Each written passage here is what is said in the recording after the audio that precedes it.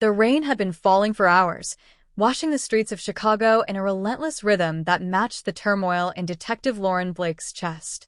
She stood beneath a black umbrella, staring down at a modest headstone nestled in the damp grass.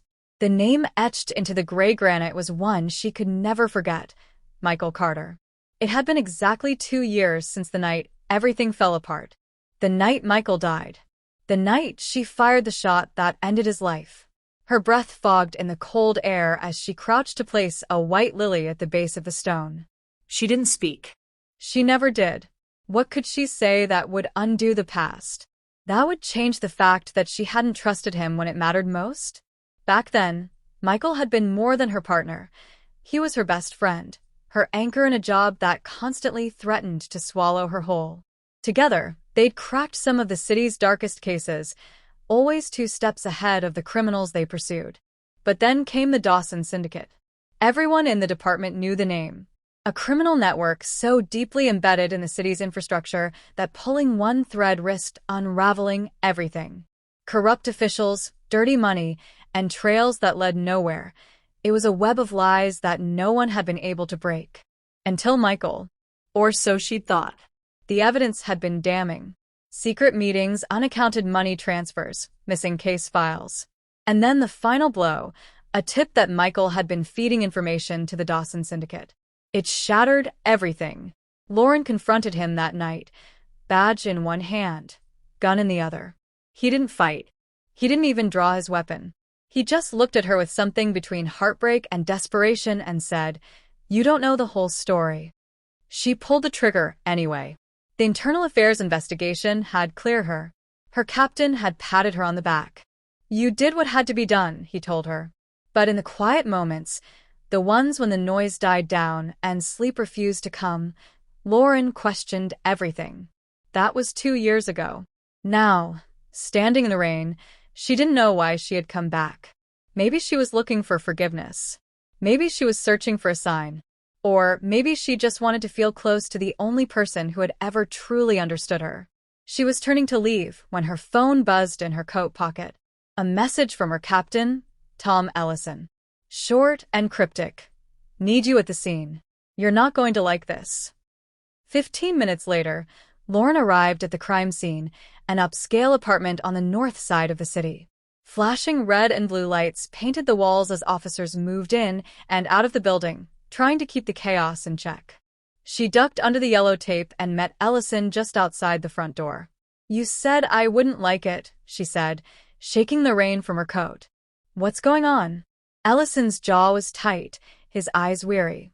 "You need to see for yourself." The apartment was a mess, furniture overturned, blood smeared on the walls. In the center of the living room was the body of a man in his 30s, hands bound, a single bullet in his chest. Lauren approached slowly, her stomach tightening as she examined the scene. Something about it felt familiar. The way the victim was positioned, the precision of the wound. "What do we know?" she asked. "His name was Jason McConnell," Ellison replied. "Low-level informant. Had ties to the Dawson Syndicate years ago, but nothing concrete. Someone cleaned him up pretty thoroughly." Lauren nodded, still scanning the room. "And there's more," Ellison said, handing her a sealed evidence bag. Inside was a USB drive, labeled in handwriting she hadn't seen in 2 years. Her hands trembled as she took the bag. Written across the label in permanent marker, "LB, for your eyes only." MC. Lauren blinked, her throat tightening. "Michael Carter." His initials. "What the hell is this?" she whispered. Ellison's voice was low. "I think someone wants you to finish what he started." She didn't say anything, just turned the drive over in her hand. It felt like a ghost reaching out from the grave.